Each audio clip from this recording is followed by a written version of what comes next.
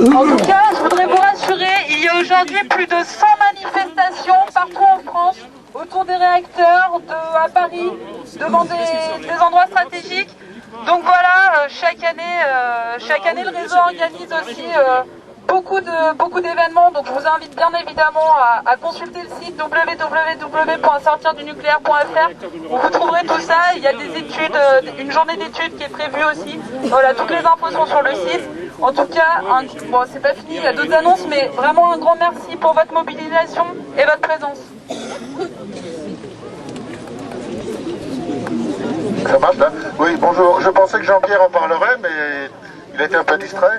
Le problème de la... Heureusement que tu es là. Bon. Non, je ne supplée pas, je relève. Je pensais à relève génération aussi, d'une certaine façon. Je vous rappelle, le camarade, il ne vous l'a pas dit, mais il parle aussi au nom du nouveau parti politique qui s'appelle comment? Qui n'est pas nouveau, parce que la gauche, ça fait quand même plusieurs centaines d'années que ça existe, en tout cas 150 ans que ça existe, donc le parti de gauche, il n'est pas du tout nouveau. Hein, effectivement, le parti de gauche, il s'occupe des gens, des travailleurs, des rapports des hommes et des femmes avec la nature. Bon, non, ce qu'a oublié de dire Jean-Pierre, c'est que par rapport au Tricastin, ça fait quand même maintenant au mois de décembre que l'autorité de sûreté nucléaire a décidé de prolonger de 10 ans le fonctionnement de cette centrale. Or, nous sommes quelques-uns, dont Jean-Pierre, dont moi-même, à être, disons, un peu professionnels sur la question. On sait que le béton s'est vieilli, on sait que la ferraille s'est vieilli. Contrairement au truc invraisemblable que nous a sorti EDF l'autre soir, plus une centrale vieillit, plus elle risque de tomber en panne. Et une panne de centrale, c'est pas comme une panne de moteur de voiture qui craque au bout de 500 000 km. Donc ce que nous essayons de faire, nous, parti de gauche, depuis plusieurs mois, et nous souhaitons que nous soyons effectivement dans un collectif le maximum d'associations, de gens, etc., nous demandons la fermeture du Tricastin. Hein, nous demandons que ce soit immédiatement suspendu, enfin que ce soit mis fin à l'autorisation de prolongement de 10 ans de cette centrale. Donc effectivement, je pense que tous les gens qui sont là, toutes les associations, les Verts, les ceci, les cela, les alternatives, on est tous sur la même position. Visiblement, on n'arrive pas à se faire entendre ni de l'autorité de sûreté nucléaire, ni des médias, etc. Donc je vous propose qu'on crée, voilà, les 100 personnes, 200 qui sommes là, on crée un collectif pour la fermeture du Tricastin. Oui. Très bien.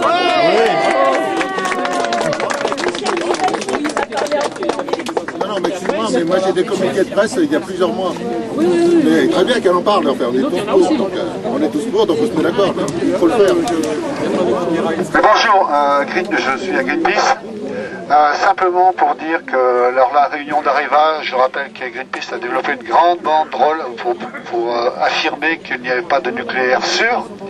Et simplement pour dire que Greenpeace aussi s'associe à l'association Sortir du nucléaire pour toutes les manifestations qu'elle organise, qu'il a diffusé aussi évidemment un texte qui rappelle la demande de fermeture, de sortir du nucléaire tout de suite, de fermer Flamanville, d'abandonner les EPR, etc.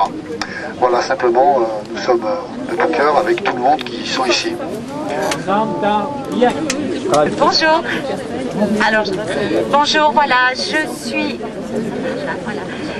je m'appelle Annie Agier, je suis conseillère régionale et à ce titre, je vous distribue, si vous voulez, une petite carte postale qui a été éditée par les élus rhône-alpins pour une carte un petit peu vieillie et qui nous dit la région Rhône-Alpes est la région le plus nucléarisée donc de France.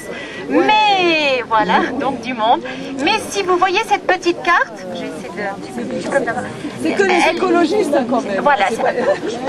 Si vous voyez cette petite carte qui a été éditée, voilà, cette petite carte, et vous allez me dire un peu triste comme couleur.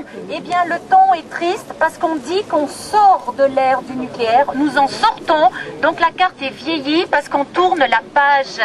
Donc vous verrez derrière le petit texte qui a été écrit par les élus Europe Écologie donc de la région. Cette carte, bien, elle est gratuite, prenez-en, distribuez-la. Mais en tant que, je voudrais aussi bien signaler que c'est la première fois que au mois d'avril, la région Rhône-Alpes, tous tous les partis de la majorité ont voté un vœu donc pour qu'on arrive enfin à avoir plus de transparence au niveau du nucléaire. Donc tout a été cité dans le vœu déposé à la région, notamment une transparence sur les transports des déchets, une transparence sur toute la commission donc de surveillance au niveau sécurité, arrêter ce recours systématique à la maintenance, pour la maintenance à ces sociétés de sous-traitance qui finalement ce sont ces personnes qu'on suit le moins au niveau santé et qui vont finalement dans les parties les plus difficiles. Enfin, ce vœu est très très long et nous sommes vraiment ravis que toute la majorité donc de la région Rhône-Alpes l'ait signé et l'ait porté en cœur. Mais il faut aller plus loin et si vous êtes là, je suppose que c'est vraiment pour qu'on sorte du nucléaire et qu'on remplace vraiment cette énergie qui ne donne absolument pas notre indépendance, hein, parce que si on s'adresse au Niger ou au Mali, ça doit les faire un peu rigoler jaune quand on dit que le nucléaire pour la France est l'indépendance énergétique. C'est pas vrai. Il faut absolument qu'on sorte du nucléaire. Nous avons les moyens d'en sortir, nous avons d'autres énergies renouvelables et nous sommes là pour le dire tous ensemble.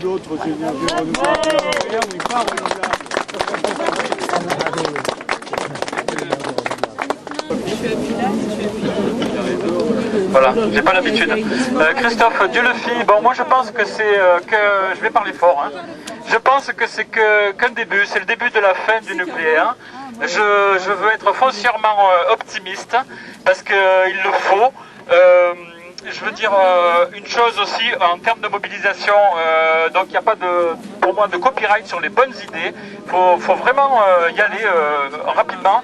Bon, une idée que je soumets, dont j'ai parlé à Jean-Pierre Bourichot, au réseau aussi, c'est de créer des mobilisations micro-locales, parce que c'est pas bien facile de venir quand on est un peu loin des centrales. Donc il y a aussi des moyens d'agir localement en créant même des petites associations. Alors j'avais une idée un peu loufoque, ça plaît assez, vous verrez ce que vous en pensez. Si vous voulez faire la même chose dans votre coin, c'est au premier qui dépose les statuts, il n'y a pas de copyright. Sur Dieulefit, on va monter un groupe local anti-nucléaire Dieulefit, donc avec les initiales ça fait le GLAN, quoi, le groupe local. Alors, ça fait beaucoup rigoler, ça s'oublie pas. Et moi j'ai pensé aussi à cette belle histoire de Jean Giono qui plantait lui des arbres, hein, l'homme qui plantait des arbres. Nous on pourrait planter des glands un petit peu partout. Et je crois qu'en préfecture ils seraient un petit peu surpris de voir qu'il y a plein de glands qui se sèment à droite, à gauche. On pourrait aller voir nos députés, on pourrait aller découvrir, parce que même les gens engagés souvent ne savent pas ce que c'est qu'un conseil communautaire. On pourrait aller au conseil municipal, on pourrait faire ce qu'on veut au niveau du groupe local, en s'articulant bien sûr avec ceux qui sont depuis longtemps sur la brèche, le réseau et tout le monde, les politiques et les pas politiques, voilà. Moi c'est une suggestion que je fais. Et une dernière chose, bon là ça y est il pleut plus, donc moi j'ai pas du tout envie de partir, j'ai envie de faire un peu la fête aussi parce que c'est des sujets qui sont tellement graves, j'ai envie de boire un coup, j'ai envie de discuter, j'ai envie de rencontrer du monde, d'échanger des adresses et de travailler pour qu'on sorte du nucléaire. Du rond-point de l'Europe, pour ceux qui y passeront, elle est largement visible, qui rend particulièrement hommage aux Japonais. Après on a dans l'idée d'organiser un die-in sur Opena aussi. Donc mourons ensemble, c'est-à-dire on s'écroule, enfin voilà, des actions un petit peu militantes, aller faire notre marché en combinaison de radioprotection avec la baguette sous le bras, des choses comme ça, parce que je pense qu'il faut vraiment passer le message. Bon ici ok, il y a des verts, il y a des alternatives, mais je pense que tout le monde est concerné, la radioactivité touche aussi les hommes en képi, touche aussi les travailleurs des centrales, donc on est vraiment sur une problématique humaine, de citoyenneté mondiale, et je pense que ça c'est important de le préciser. Voilà, ça concerne tout un chacun, donc parlez autour de vous, n'ayez pas peur de poser un autocollant sur votre voiture, d'organiser avec les personnes qui vous entourent, de se mobiliser parce que c'est ça, plus ça, plus ça. Voilà, il y a 3 ans ici, nous étions 10 personnes. Et voilà, aujourd'hui nous sommes, bon, je pense que bonjour à toutes et à tous. Alors aujourd'hui c'est quand même un jour symbolique. 25e anniversaire de Tchernobyl, moi ça me rappelle un moment difficile où on voulait savoir exactement ce qu'il en était sur la radioactivité suite au passage du nuage de Tchernobyl qui était soi-disant bloqué au niveau des frontières. Le micro plus près de la bouche. Donc ça a été, oui, j'essaie de parler fort, ça a été vraiment la création de ce premier laboratoire indépendant, la CRERAD. Et pour moi, ça a déclenché en fait ma prise de conscience qu'on ne peut pas vivre avec le nucléaire et la démocratie. Il y a toujours une opacité terrible. Alors on l'a vu sur l'accident de Tchernobyl. J'étais il y a 2 jours à Kiev à la conférence internationale sur les conséquences du 25e anniversaire de Tchernobyl. C'est toujours la même désinformation. Vous avez l'Agence internationale de l'énergie nucléaire ainsi que l'Organisation mondiale de la santé qui ne donnent aucun chiffre concernant les morts, que ce soit au niveau des liquidateurs, que ce soit au niveau de la population. À l'heure actuelle, l'information, on l'a par les Ukrainiens qui parlent de 8000 morts par cancer de la thyroïde, qui parlent de milliers de morts, et un rapport américain parle de 1 million de morts dans les années qui vont venir suite aux retombées de Tchernobyl. Donc la volonté de l'AIEA, qui est cette agence quand même qui est là pour faire la promotion du nucléaire civil, est toujours dans le cas d'une désinformation. Parce que pour eux, l'objectif, c'est de dire 25 ans après, c'est fini Tchernobyl, on va pouvoir parler de la renaissance du nucléaire. Sauf qu'il y a eu Fukushima. Et il y a eu une prise de conscience mondiale pour dire, c'est pas un problème russe, c'est aussi un problème japonais avec une technologie hors pair. Et le fait qu'à Fukushima, on n'a pas encore fini au niveau de l'accident. On ne sait pas comment se passe, si vous voulez, le refroidissement des 3 cœurs de réacteurs, du réacteur 1, 2, 3. À l'heure actuelle, on augmente la zone d'évacuation, elle passe de 20 à 30, et dans la zone nord-ouest, elle va passer jusqu'à 60 km. Vous avez énormément d'aliments qui sont contaminés, et vous avez une population où on a encore une fois, on ne leur a pas donné l'information, puisqu'ils n'ont eu des plaquettes d'iodure de potassium que vers le 16 jusqu'au 20 mars, alors que l'accident est arrivé le 11 mars. Donc, c'est pour ça qu'on se bagarre pour la sortie du nucléaire. Et on est tous là, avec ces centrales, en se disant, il faut qu'on sorte du nucléaire. Si on ne veut pas de risque lié à un accident, que ce soit ce qu'on a vu à Tchernobyl, que ce soit ce qu'on est en train de voir à Fukushima, il faut arrêter le nucléaire. Et il faut vraiment faire un débat avec la population. Parce que le risque est incommensurable avec le nucléaire.